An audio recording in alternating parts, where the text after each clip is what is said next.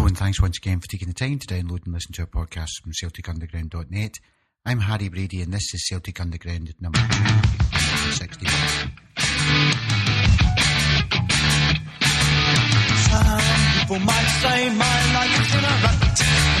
This week's guest stands 6 feet 2.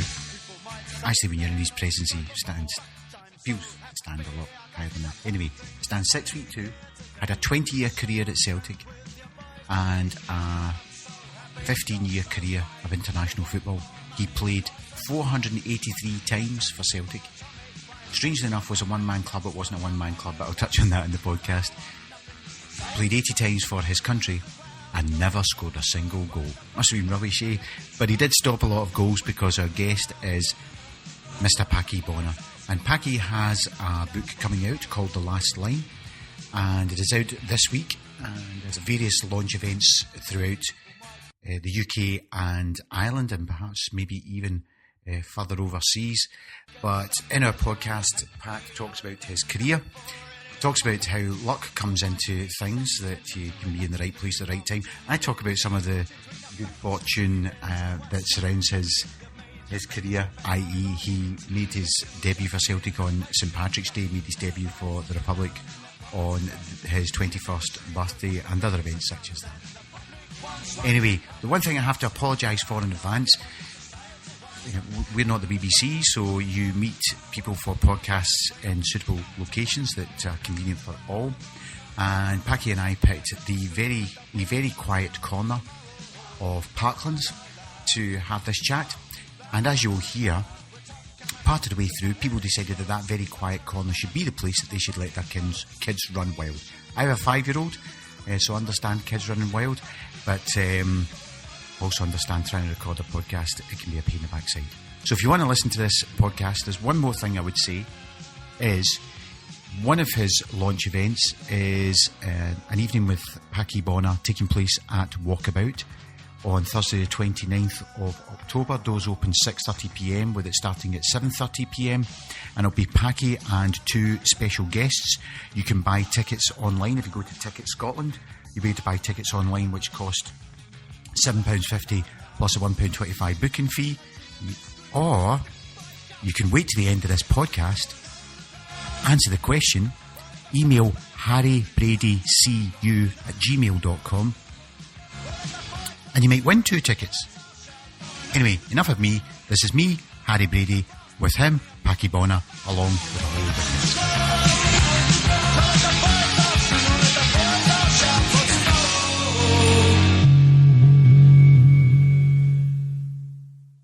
So I'm joined now by, I'm actually going to call you Mr. Bonner, because here's the first question I've got for you. I like to get people's names right. Are you Pat, Paddy, Packie, Patrick, or Mr. Bonner? I'm not Mr. Bonner. I'm not Paddy. I hate Paddy. Right. I don't like it. I was christened Patrick, but I had an uncle called Packie Joe, and I was always going to get Packie. And it's a very West of Ireland name, as many know. Yeah. A lot of people over there would have been called it. Coming here, obviously, it was a little bit tricky. Yes. And then people started to call me Pat, but I do like Packie. It makes me kind of unique, maybe in one way. So people know exactly who they're referring to when they say Packie Bonner, you know. So Packie Bonner. First question we ask everybody when we come on the Celtic Underground podcast is to get their credentials. So, what was your first ever football game, and who was your first hero? Wow, that's a tricky question. It's been so long back, but I suppose born in Donegal, we were probably influenced a lot by English football. Yeah, Celtic was there, but we hadn't watched Celtic. You know, I remember my first game watching Celtic was a cup final when Andy Lynch scored way back then. 77. Many years ago, and that was really the first one that I really seen Celtic on TV, and I hadn't been over to Scotland, but I'd watched them come over and played a couple of games in Finn Park. When they came over, there was a few boating disasters and different things that happened over in Donegal, and they came over, and I remember watching the Tommy Burns and those guys as young. They were probably young couples, and they were only a couple of years older than me. So when I was probably about 15 or 16, they were only 17, 18, but they were Celtic players. And they came over, and so I went up to Finn Park to watch them play. I suppose my first real memory of a game was again Finn Harps, because that was our local League of Ireland team, and watching them play against Derby County, believe it or not, in the Cup Winners' Cup, I think it was, and they beat over the two legs Finn Harps 14-0. 14-0. And at that time, that Derby County team was Archie Devils, this world, David Nish, a whole host, Hinton, Hector, Mosley, Roger Davis, Charlie Cook was one of them at the time. So those were the names that I would have been very familiar with, and to come up to Finn Park and watch them. It would just been about the time they were challenging Leeds for the title. Right. Yeah. And I remember actually Finn Harps, they were probably the local hero team for me, and watching the Brendan Bradleys and the Charlie Ferries and that running out first to warm up and running out. And I remember they had a blue strip on, and then Derby came out and they were tanned, they had big thighs on them, they had a white strip, and it was just night and day actually. So that would probably be my first real memory of watching something live. Going back, I suppose my first memory of football on TV, and at that time we probably only got a TV into the house in 1969, and that was Leicester City playing Man City in a cup final, and watching that game, and then the World Cup in 70. Sitting up with my dad, I was 10 years old, sitting up in the house and watching the games, watching Czech Republic team play, and I can't remember who scored, and him running and going down on his knees, blessing himself, the same way as Peter Grant did. You remember that? Tommy Burns. That was that was unique. And they were in a white strip, the Czech Republic team, and then of course Italy and Brazil and England and all of that. So and that ignited, I suppose, the passion. Well, we had soccer in Donegal, we were very strong, but it kind of ignited that dream in me that I wanted to go off and was there any particular goalkeeper that made you want to be a goalkeeper, or when did you decide you wanted to be a keeper? Well, my heroes in goalkeeping at that time was Pat Jennings, because Irish, playing with Spurs, and I suppose I hate to admit it, but I probably supported Spurs because of that fact when I was a young boy.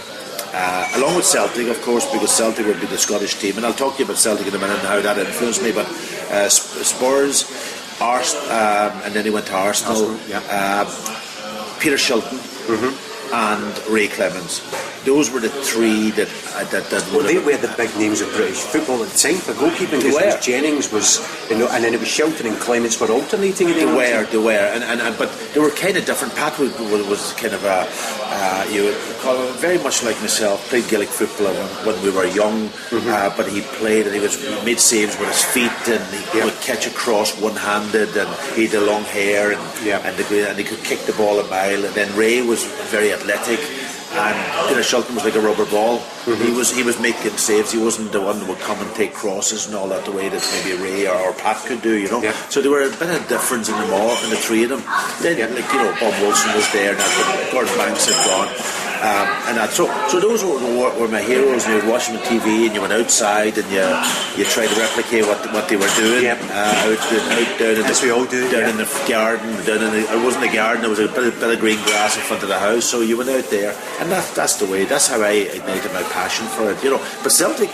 Funnily enough, Celtic were always our Scottish club, over Donegal. And the people travelled over and back to work. My mum and dad was born in Edinburgh, born in Edinburgh, married in Edinburgh, so they worked over here. My next door neighbour, who had a huge influence on me, my godfather, in fact, he had a picture of the Lisbon Lions, a huge picture up in his hall, and while I never seen them live, I could name the whole team from the picture. So I was indoctrinated with Celtic from a very, very young age, but we had the influence then of English football, and there was a combination of both. So you had always remember being ingrained in my brain, KG Rovers. That's where the name, KG Rovers, absolutely. And then did you go for trials with Leicester? I did, and funnily enough, when we talk about Peter Shilton, that was his club. And he had left, he'd gone to Stoke City at the time, and I came over, and I was over and back to Leicester City on trial. I played in the Youth Cup, and Cage Rovers was our local team, and Cage Rovers was a team that was managed by Manus McCall, a man in a wheelchair. Right. Unique.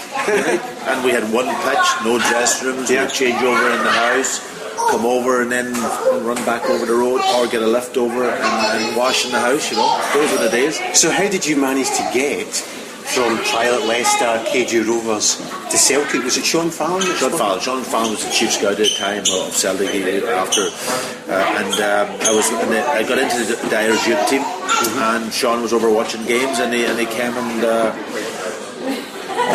watched me play and shook my hand and said hello, and then a couple of months later the phone call came to Manus McCall, in fact, and he came down to the house and told me that they wanted me over to on trial. So Sean Fallon brings it across. You said the first Celtic game you were really aware of was Andy Lindstrom in the 77 Cup final. So you are a young guy when Sean Fallon brings you over. Yeah, very young. I was only 17. I had the experience of Leicester City, didn't work out, and Sean brought me over, and that was and then I didn't think it went that well, but anyway, they obviously were desperate for a goalkeeper somehow, and I got the word to go back at Easter and go on a tournament out to France, and from that again I didn't think it went very well, and Sean I got a word then that Celtic was Jock Steven was going to come over and wanted to sign me, which was incredible.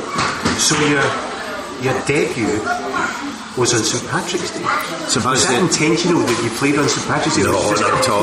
Completely. I actually didn't know until the day before, really. Right. Billy Needle came to me on a Friday and said he was putting me in, So I had no way of really thinking about it or even worrying about it. It was to just go for it, So I played against Motherwell. Bobby Lennox scored 2, which is incredible, playing with Elizabeth Lyon. I did alright. I don't think I had too much to do, But it was the experience of being in a dressing room, preparing yourself, thinking about making a debut for a Celtic Football Club, the club, going out in front of the jungle, through that tunnel, facing up to the jungle, and going out to play, and how could I handle myself? The realisation that I actually could do it after coming from Cage Rovers, almost. I made my debut in 79. I joined from Celtic in May 78, so almost 6 months later. Instead of being over in Cage Rovers out in a junior pitch and close to the Atlantic, and suddenly you're at Celtic Football Club making your debut. The realisation of that and being able to do it and get away with it at that point. And the thing that strikes me about being so young, I mean, what from the outside look like strong personalities, people like and big proper pros, people like Roy Aitken and Danny McGrain in front of you, and as we talked about before we started this podcast, the goalkeeper's job is to be in charge of that. Yeah, but I think at that stage, that came to me later. You weren't in charge of that. No, definitely not. Definitely not. But one of the things I used to do a lot when I was a kid, even when I was 16, 17, when I got into the team at Cage, I used to shout a lot. Now, possibly I didn't know what I was shouting, but I shouted and organised and trying it, and that was a nature I had. I've always said it. Mick McCarthy was also a big shouter, if you know what I mean. When he came to Celtic, he was always telling people what to do in front of him. And it's probably down, and I realised it myself, it was down to fear more than anything else. Stop the thing getting near me and have a chance. And that was kind of within me, but I was always a shouter. The older I got, the more knowledge I got, the more experience I got. I knew what to shout and how to shout it and when to shout it. But when you're young, it was probably a nervous tension more than anything else. There's a lot of goalkeepers go the other way. They don't say anything. Now people are much more calmer because they have to play with their feet and they have to be in a better mind. They have to have more stability about them when the ball comes to them, so they have to think about the game more. I was about stopping things.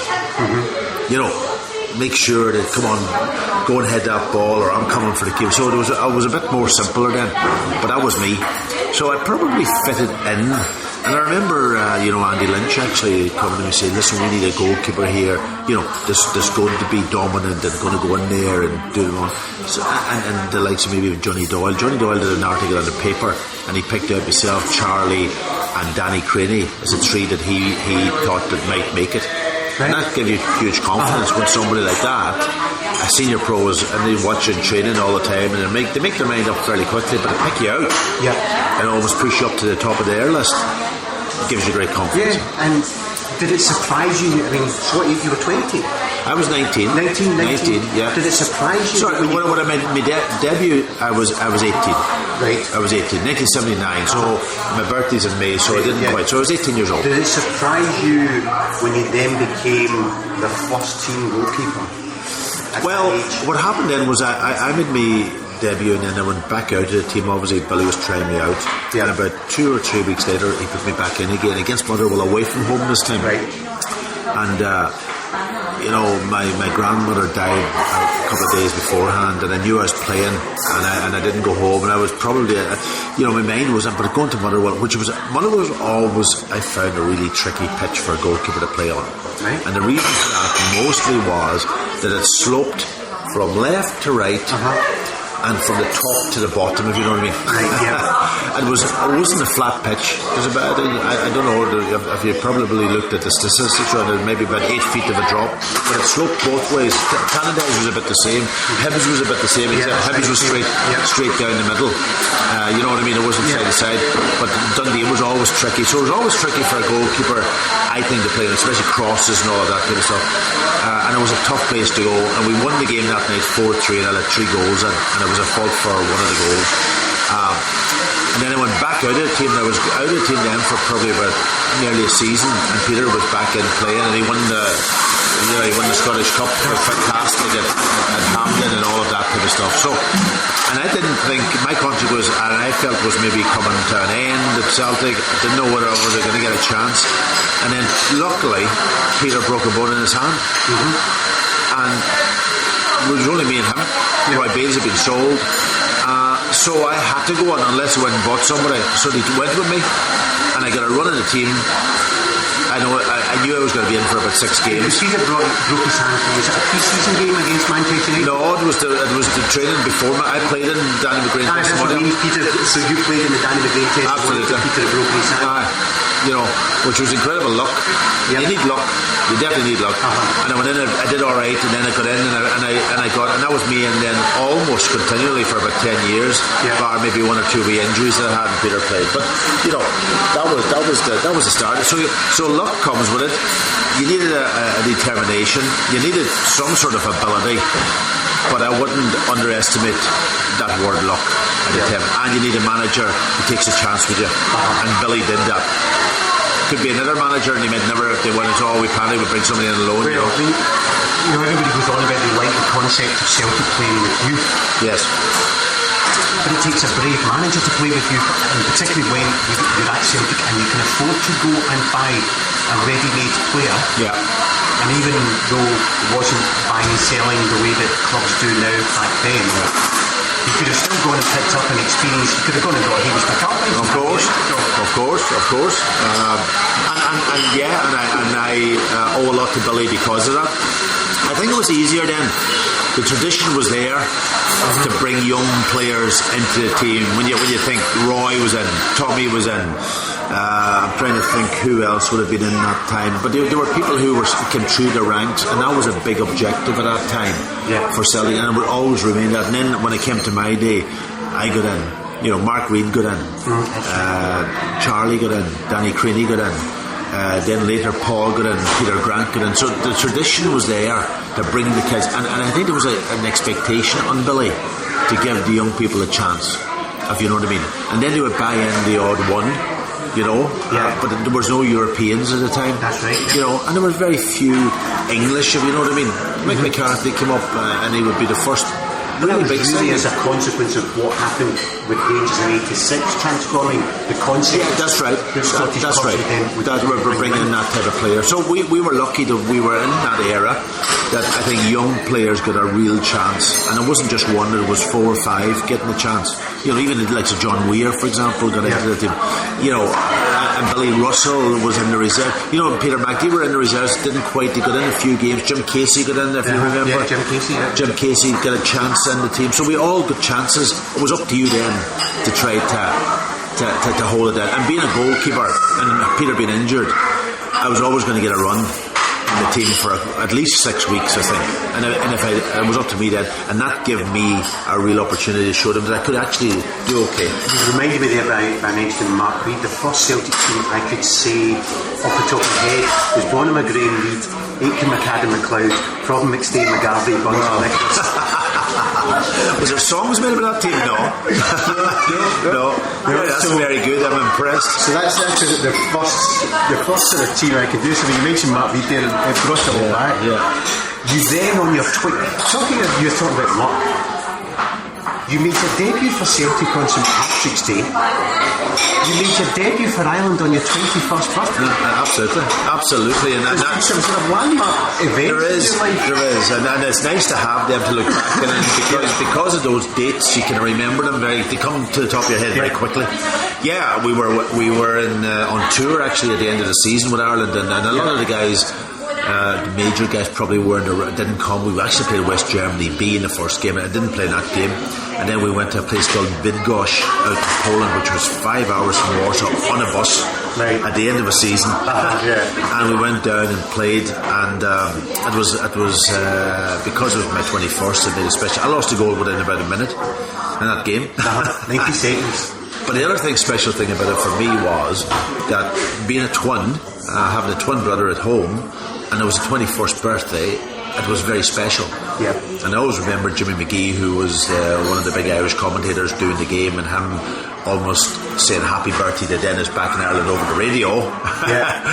Doing the commentary, and that's which I couldn't really probably at that time. You didn't have mobile phones or anything to speak to him on a day, so that was it. Yeah. David O'Leary scored an OG this year. Did he? I know.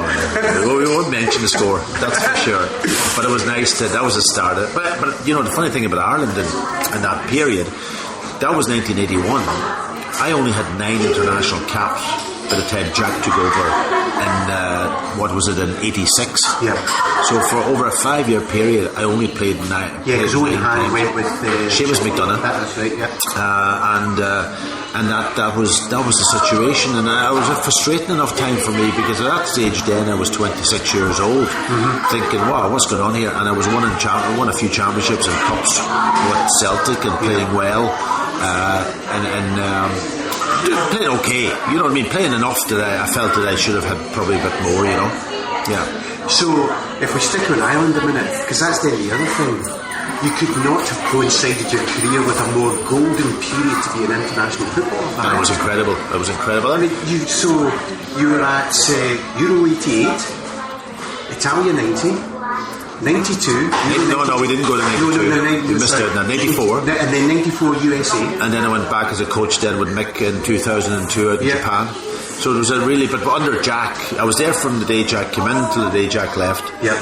And it was a golden era, there's no question about it. Although we didn't win anything apart from his first pre-season or pre-tournament out in Iceland. That was the only cup we ever won, you know. But for a country the size of Ireland, same would be for Scotland, winning the Euros or winning the World Cup would be almost unbelievable. Yeah, it would have been. Being there and overachieving on expectation, that's winning enough. I think that Euro 88 was the start of it, and because we'd been drawn in the same group as England, and because we beat England in that very first game with Ray's goal, and I played very well in the game, it was one of them a shutout. I think that captured the imagination of the neutral fan in Ireland. They weren't quite bought in yet, but they were most of them. But we had grown incredibly from that moment on, and then getting to a World Cup, the very first World Cup, and coming out of the group, and then getting to the quarter final. Yeah. There was something incredible that happened in Ireland at that time. You know, we've the GA over there. I played GA. I played for my county at all levels, senior. We've the rugby, which is very strong now. Yeah. They've done well, and we've soccer.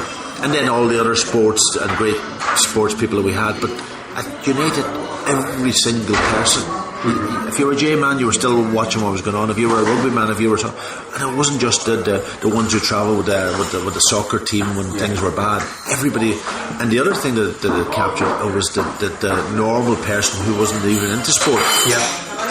The old man and woman in the house out in the middle of Donegal, living on their own, in a house, not into sport. Suddenly, oh jeez. And I went back there and I went into many of them houses afterwards, and they loved Jack. They loved the crack. They loved, oh jeez, and they had great stories around it and all that. So it was a phenomenon that I can't explain, and it was a phenomenon that I wish I could bottle it up and sell them, because it was just a wonderful period with good players, but a unique manager that just captured the imagination. Because there's an element of holding press conferences and getting players' names wrong, and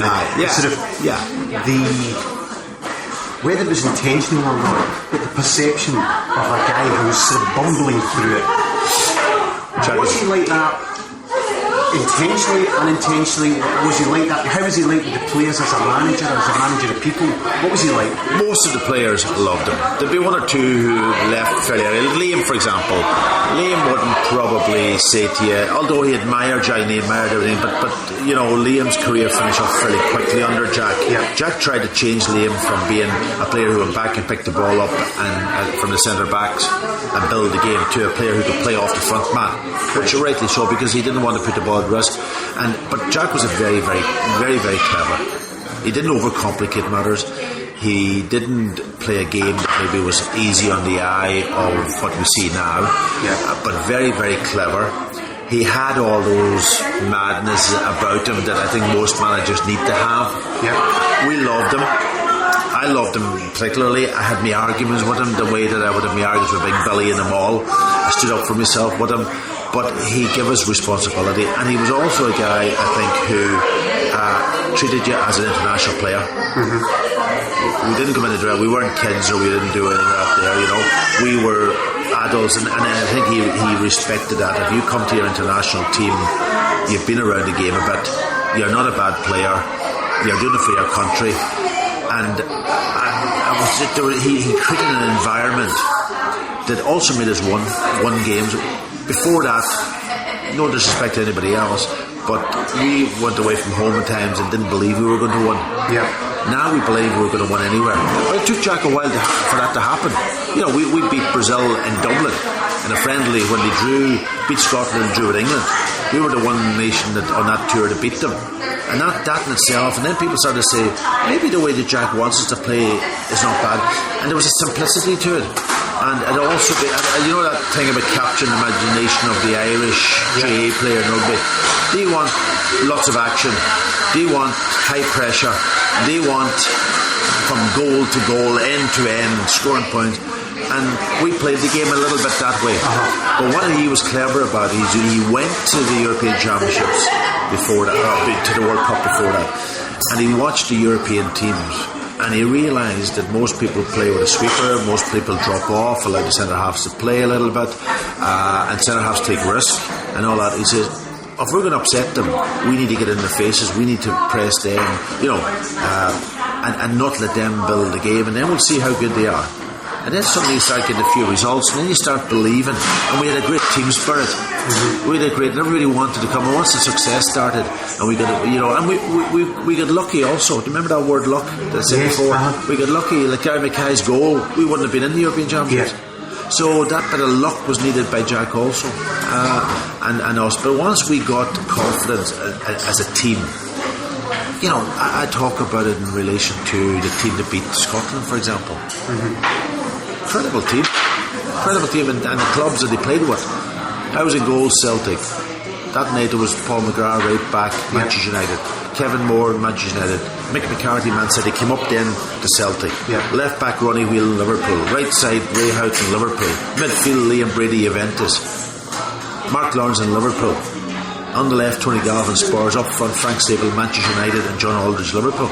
You know what I mean? Won in European competition, and see when we got the confidence that Jack instilled in us, and we started believing ourselves. He didn't have to really, man. It just kept it going. Well, the key then, if you're an international manager and you've got those players, you might not have 20 Frank Stapleton's, Liam Brady's. So the key is to make sure that 11 that you've just mentioned want to turn up.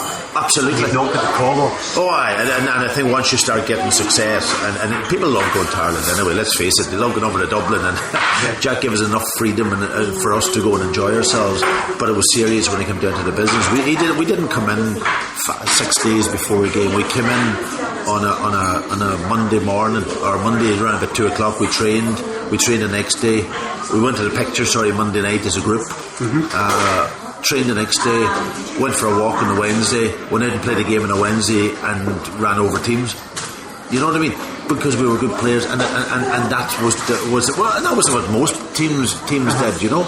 But there was a real serious about it. But you come into Dublin, you have to love coming to Dublin. Yeah. And most of the guys did love it. So that's an international manager's way of getting the best out of people. Using current context, I get the impression that's how Gordon Strachan's dealing with Scotland players. I think so. You're mature, professional athletes who know what you're doing, and that's why you're playing. And so he seems to have created a bit of a culture there. Yeah. But it may be a different culture you need to have as a club manager. Yeah. So you played under Billy McNeill, Liam Brady, Lou McCarry, and Tommy Burns. Yes. Give me an overview, without being personal about people, give me an overview of those people, what was good about them, what was not good about them. What you got to remember, they were all Celtic people. Yeah. That's the first thing. So you give them total respect to a point because they were singing off the same hymn sheet as you.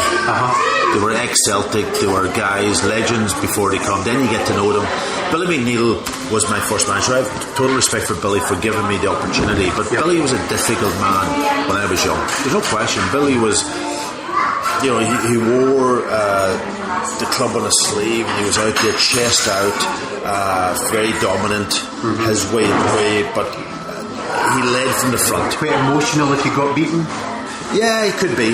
But I think most managers nowadays the winners were anyway, in the dressing room and boots go flying and so on and so on. But he was a leader. Right. You always seen that, dressed well, stood in the front, led from the front, said what he had to say, fairly dominant on you as a young kid, put you under, there was pressure on, but there was like Celtic Football Club at the end of the days had standards, We had to wear a shirt and tie every day coming to a game. We didn't come in with jeans on. We couldn't, unshaven and all that kind of stuff. I remember one day in the dressing room. Because the big thing was Danny McGrane was allowed a beard. I know. Well, Danny had a beard, so he get on with it, But I remember coming in the dressing room one day and I hung my jacket up on the peg, and Bill went, hang your jacket up properly. And I said, what do you mean? Did you see that little loop that's in the back of your jacket? That's for your jacket, hang it up properly. You know what I mean? Now, I think his dad or his grandfather was from Lithuania and all that, and you could see that in Billy, and they were brilliant, and the likes of Frank Connor and those kind of people who led the reserves, they instilled those great things into you, and I still hold that strong, and I'm very strong in these things, and I think it's was part of our culture anyway, Celtic Football Club, to do the right things and be better than everybody else. Yeah? But the demand on you, Big Billy, me and him argued up in the training ground. We would argue, he would almost tell me that what I was doing in goals, or that let me go and I'll show you. You know what I mean? I remember one day he stepped in to take crosses, and I said, "Oh God," you know what I mean? So I found him tough when I was young. Right. As I got older with Billy, I loved the man. I respect him so much now, and I got to know him better, and I got more mature and all that. And probably the second time around, I felt he was, so it was good that way, And Davey was different. Davey was quiet, sat back, but you could see the starry eye, But he was also much closer in age to you that time. Absolutely. 6-7 years old. Absolutely, absolutely. But he was different. You know what I mean? He was different, completely different in Billy in that way. He wasn't as up front, But I found that I liked working under Davey. I'm very good friends with Davey now. Anytime I meet, and I got on really well, and I felt more older and more comfortable under him. You know what I mean?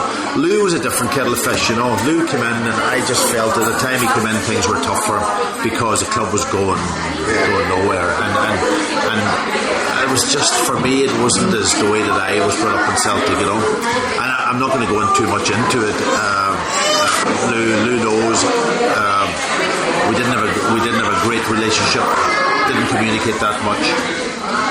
And he didn't stay around the club too long anyway to build that relationship. Yeah. So that was it. Liam, I grew up with Liam as a player with Ireland. We were close enough. You don't get close to Liam Brady. Right. Liam Brady said to me once that you have to be a bit of a loner to go to Europe. You know, to stay in Europe, and that kind of was Liam a little bit. He came into the club, he left me out, which he probably was right to leave me out at the time. I wasn't playing that well. Because that's one of the things I was going to say. You're talking about resting players and various other things, and for outfield players, well, you can have 4 places in the midfield and somebody not playing, somebody in. But goalkeepers, you're either in or out. Yes. And it's much more of if a goalkeeper's out, it's because he's dropped. He's not rested. Yeah. I mean, a bit different now. Craig Gordon, that's a League Cup game. That's right. So that must feel much more personal. It was personal. It was personal because I knew Liam well, and the problem I had with it at the time, there was lack of communication then after that between us. Liam didn't. We didn't sit down and talk. I think we sat down once or twice, but we didn't sit, and it went on for a period. But I did play a lot of games under Liam. I loved Mick Martin. He had in good friends with Mick. He's a nice man, great. Your brother and Joe Jordan. I love Joe Jordan with a passion. I think he would be a man that I could, and I wish I could have worked longer with Joe. Right. But Liam was just a little bit more standoffish, and I don't think probably that that was necessary, because I knew Liam a long time, but that was the way Liam handled things, and that's the way he managed. He was a bit more detached, a bit more of a loner, so that's obviously Japanese style. That was his personality. Yeah. That was his personality, and I can't, when I look now and I get older and I look back on all them experiences, help me to define who I am now, because you can look at you have to look inside yourself and look at your own personality and say, well, what am I? Maybe I'm a loner at times, maybe I'm up front at times, maybe I'm where's my profile, where do I fit in? Do I fit into the right profile for certain things? And I think you have to adapt and change. I do many things now. I go off with UEFA, and I do coach education, I do tutoring, and I help do leadership talks, and I do different things. I go on TV and radio, as you know. And I think you have to adapt and change and play the part. You play the part. You play the part a little bit, but you have to you have to almost know yourself to do that and know what is necessary. And I think the older you get, Liam Brady's a completely different person than he was way back then. He is now. Yeah. And I like Liam. I go out with Liam, and I think he is a different personality. The personality traits will be there, but if you know about them, I think you can change, or you can do something about it. Your weaknesses and strengths. You know, I'm very much that way, thinking about what do I have to do here. If you go out to Russia and you have to go and talk to the Russians, and there's 8 countries there and they're all looking at you have to go and perform. Yes. You know what I mean? You don't know what I'm at, so I have to make a connection with them. You know, back in Donegal I don't have to work that much at it, you know. No, but it's about knowing yourself. Yeah. To then make use of your best personality traits in the best situation. Absolutely. So, and I look back at it all now, to all the managers you talked about, and I think I've learned from every single one of them, the good and the bad. And I think they all had an effect on me. Some I got on well with, some I didn't get on as well with, but they give me something. Because the miraculous thing about you is you are a one-club man, but not a one-club man. And what I mean by that is, with Lou Macari, you left Celtic. I did. I went away. You were going to go to Kilmarnock. I was. And then Tommy goes the other way. Tommy comes the other way. You know, I look back on it now and I said, I wish I maybe had to go to Kilmarnock again. That's not to say I wouldn't have loved to, I wouldn't have almost kind of not have the time with Tommy and Billy Stark, and Billy I'm a very good friend of, and I like to think he is of me. And I went through that experience with them, and it was a tough enough experience for them, you know. And I would never have said no, I wouldn't have, but I would have loved to have gone to another club at that time just to experience what it was like and compare it back to Celtic as a player. And maybe network too also. And I think when you're at one club all your life, you don't network people. You know, and I'm out of things now, and I'm saying I was away and working with the FAI for 8 years as technical director, so I had to step away from the Scottish game, and it took me about a year and a half to get back in and meet people again and know the players and do all that. So you certainly and it is about networking, unfortunately, in this game. Yeah, but that's the type of thing again you talk about as you get older. That's the type of thing even in business. As you get older, you start to realise actually there's a benefit of moving around and changing, because I create this network which will be a benefit to me. Absolutely. When you and Celtic, in 1982, 1983, you're not thinking that way. But in 1992, 94, 95, I wasn't thinking that way either. What I was wanting to do was I was wanting to work with Tommy and Billy. Yeah. You know, I was away from the club, so I got free. It wasn't a choice of mine. Probably, if I was given another year, I would have stayed at the club. Maybe. But I got the free, so you're gone. You wake up one morning after 17, 18 years of your life, and suddenly you're not getting out into the car on an automatic pilot to go into Parkhead to start training. You've got to say, what am I doing now? And getting that phone call, obviously, from Tommy to ask me to come down and talk to them.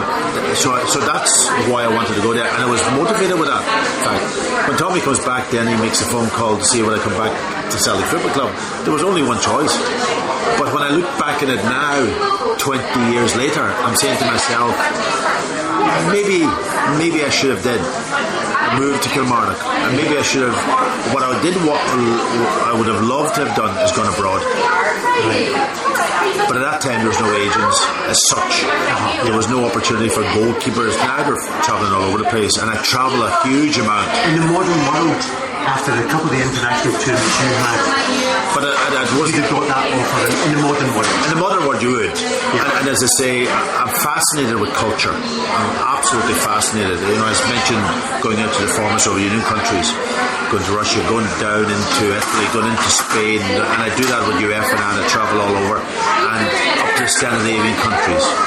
And I find that I have to also think about these people, and I would have loved to have learned languages, and I'd love to bring my family to experience those things. Those are things for me that would have been priceless, but I didn't do it, and I'm lucky now to get the opportunity to do it in my old age. And you have quite a, and I'm conscious of your time, you have quite a varied career since you left Celtic. You last ever game for Celtic. Again, getting back to your moments are pivotal. Your St Patrick's Day debut, your 21st birthday debut, your last ever game for Celtic was a momentous game for Celtic because it ended that barren trophy period. I know. We were under so much pressure that day, you know, because it was Tommy had won the game. It was against Airdrie. It wasn't a great game. It wasn't a great game by any means. But to be part of it after being out of the team. You know, it's a supporter. It's the nearest I've ever thought. That and Seville, the two times that I thought as a supporter, I can hardly catch my breath and I'm not doing anything. Is that right? I don't know how the players can, because I was so nervous that if we didn't win, what was going to happen, and for Tommy's sake too. I think that was the thing, and we had done so well, you know, then under Tommy with the next for trying to beat Rangers, and we probably should have won it. Only for Andy Gorham we would have won the league, you know, and Tommy probably would have been there for quite a while after that. So for him, I think especially, you know, and there was change happening. But for me personally, also, I was out of the team. You know, I was there now as a player, almost coach, goalkeeper coach, and to get back into the team and won a cup final. An incredible memory going back up them stairs to do it, thinking that I would never do it again, and being freed from the club also. You know what I mean? So not many people can write that one down. You're free the year before. You come back as a player coach, you get back in, and your last game was to walk up the steps and pick up a cup for Celtic. So what's your most memorable game in football? I think the England game, probably from an international perspective, and from because it was England for Ireland, and playing well, really playing and making about probably 5 or 6 really good saves, but also lucky saves. I keep going back to the word luck again. Another day Ireland is going to score a hat-trick. Just so you know, as a fan, I was nervous for you because you were the Celtic goalkeeper and you were playing England, and despite what we think, the English media's perception of Scottish football, I was desperate for you to succeed so that we could say, do you know what, we've got a great absolutely, and I agree totally with you. That I was always conscious of. You know what I was always conscious of? Going over to Ireland with Celtic on pre-season tour or a friendly and performing well. Absolutely performing well, and I remember actually going over and playing in the RDS. Celtic against Shamrock Rovers was a pre-season game, and I was so hyped up, right, coming out to warm up and making sure, because I was, the Irish people weren't aware too much at that point, probably the Celtic fans, but the Irish public in general weren't over about Scottish football. They didn't see much of it. Not like now, Sky TV's bringing it right into their door, into their living room. At that time, they didn't. Like when I grew up, didn't see that many games. So when you went over there, you had to perform. And that was, I was always conscious of that. And I remember running out that day, and I know a guy came to me with his boy to get an autograph, and I didn't send the autograph. And it's not like me, but I got a letter back from the man complaining to me, and I ignored this young boy, and I was so hyped up about trying to play well and prepare myself that I didn't do that. And I learned a big lesson from that, to be honest, that I should never do that again, and put it into perspective, you know what I mean, and let's relax a little bit. And I think then the World Cup and all that helped me to do that, you know what I mean, and that's why international football and play against England, that was from a Celtic point of view, there was a couple of probably key words. I think my one in the league, and that one in your first championship. You know, you remember, we played St Mirren, and I think Rangers had won that day 4-0 against Aberdeen away. They were 4-0 up at half time. And for us to win the league, I think that day was a huge win. We were only kids, we were only young, really, 20 years old or whatever it was, 21. I think that was special. The centenary year was absolutely incredible, and I talk about the centenary year because it was like as if here's a story of Celtic.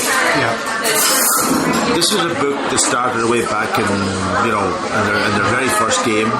We're now 100 years down the road. This has to be played out. We're only actors in it. We're actors in it. And we're kind of playing this out, and it's going to happen in a certain way, and it did, to win a double. Now, I didn't play in the final because I was injured. That broke my heart, to be honest. That really broke my heart. But to be part I remember seeing Alan McKnight coming out and thinking they're just giving him a taste of the atmosphere of Hampden. Because again, it's before the days of modern media to know that you weren't playing. And thinking they're just bringing him out to give him a taste of what it's like out to be on the Hampden pitch, and then finding out you weren't playing. So all in all, that they're the ones. There's loads of other ones, playing against Ajax, playing against Juventus, being part of the Real Madrid on the bench today. They beat Real Madrid. You can go through all of these things, and you can pick out certain moments. Your best. I know where my best save is, and I talk about it. But anyway, so you've got your book. You've got your book, which is going to be The Last Line. The Last Line is called, and we're launching it next week over in Dublin on the 1st of October. So I go over and I do some signings over in Dublin and Easons, and we're on radio the day before and throughout all the stations, bit of TV. Talk to people, tell them about it. I hope it's not upsetting anybody, and I don't think it will. There was no intention but I have to write about certain things as we talked about today. Give an in-depth into it. But it's a story. It really is a story of how somebody from the northwest coast of Donegal got to to such a height with Celtic and joined the club, and then getting to the international stage, and how it has almost from there developed my persona that we talked about now. So it's the in-depth story around that, and it is a story. Well, it's amazing stuff we touched on there. You talked about being a character in the centenary season story of Celtic, and you just playing the part. You played the part of Packie Bonner in a fantastic fairy tale of a guy from Donegal who goes to the famous Glasgow Celtic and plays at such a young age and makes his debut for his country on his 21st birthday and plays in a team in its centenary season when it's a club that's pivotably connected with the Irish immigrants in Scotland. It's nothing more of a fairy tale story. Absolutely, and I hope that the people who read it, the Irish, maybe the grandfather who's come away when he was a young boy from Ireland, or maybe a young man who's reading it about his grandfather or his father who came away, a mother came away, and they read it in that context that I actually did the same. I left home in a bus, Doherty's bus, to come to Glasgow, not knowing, following my dream, but 2 bob in your pocket. And my dream was one of, but other people probably had dreams to do, and it was hard work for them. But when they're reading it, I hope they throw themselves back into their own journey and try and make some sort of kind of sense of it all. And Glasgow's been brilliant for many of us. That's the point. Brilliant to all of us. And that's the kind of story it is, and we're kind of, as I say, we launched in Dublin, we'll be launching here in Glasgow. We're on the 6th of October here with the press. We're having a night in Waterstones open to the public, and then we're going to have another night on the 29th of October. 29th, a walkabout in Glasgow also, and then we're going to do one in Donegal. And I have to say, there's 2 free tickets for people at Walkabout, and there'll be a question at the end of the podcast. Great, if you want those. Brilliant, that's nice, and I look forward to the ones who won, to meet them on the night. And then we're in Donegal to do a similar type of thing. We're going to actually go to Dublin and do a similar night. We're going to London to do it because there's a big demand from the Irish community there, and we're going down to Liverpool.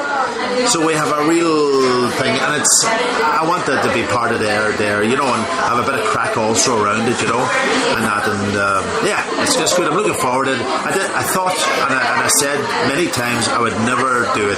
I would never write a book, because I didn't want to upset people, maybe because I had to say something, and I was very conscious of getting the right context of it all. But people know. Listen, you can't write the book and then say everybody was nice and everybody was lovely, because nobody's going to read it. No, and that's right.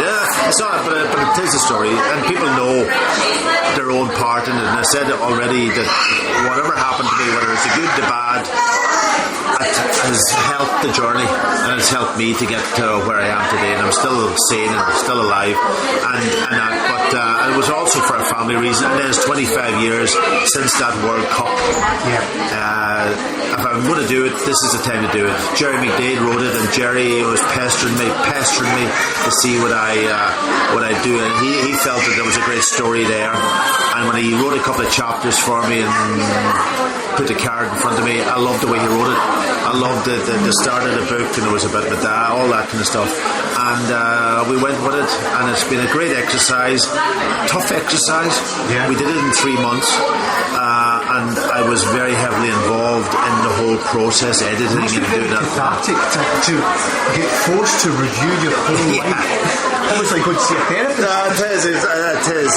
Some of it's good, and as I said to you, some of it's not so good, because you're as I said, and I really don't want people to read it and think he's having a go at me. It's not. I'm trying to give it from my point of view, and maybe having a go at me or creating that environment just sorted me out at times, and I needed somebody to do that for me too, Okay, well, as I say, I've kept you long enough. Packie Bonner, Celtic's number 1. Thanks very much. Thank you, pleasure. Oh, Danny boy,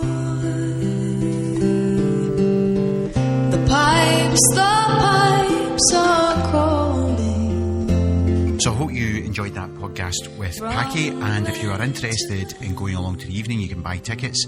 If you are interested in winning tickets, what I will do to give you the option of, if you've not won them, you still get time to buy them.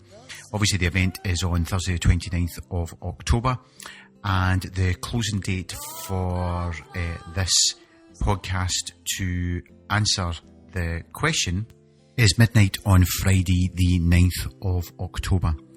If you email harrybradycu@gmail.com, and the question is, in the podcast, this is mentioned, although we talk about Packie Bonner being a one-man club, Celtic did officially sign him from an Irish youth team, so it's the name of that Irish youth team that Packie was signed. So, 2 tickets for the evening with Packie Bonner at Walkabout. Answer by midnight on Friday the 9th of October. And as you heard in the podcast, Packie will go up and tell Packie you won it listening to the Celtic Underground podcast, and he'll say hello. From whom did Celtic sign Packie Bonner? Email Harry Brady CU, that's Harry Brady, all one, CU, as in Celtic Underground, so Harry Brady CU @gmail.com. And good luck to all. That's enough from me. There'll be more podcasts along soon. This is me, Harry Brady, saying good night, God bless.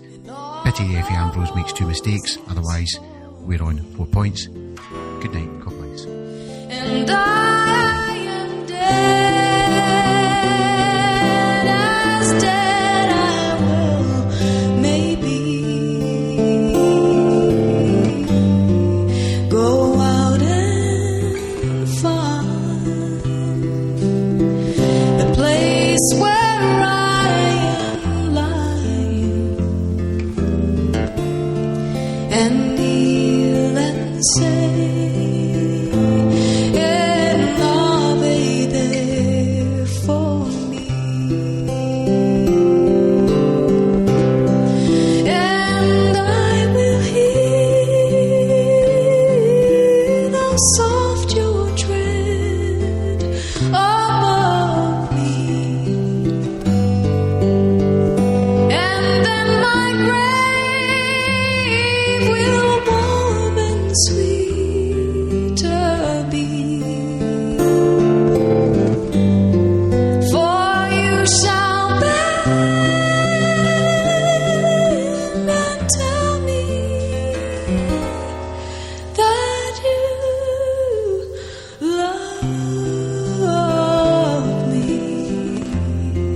and I will sleep.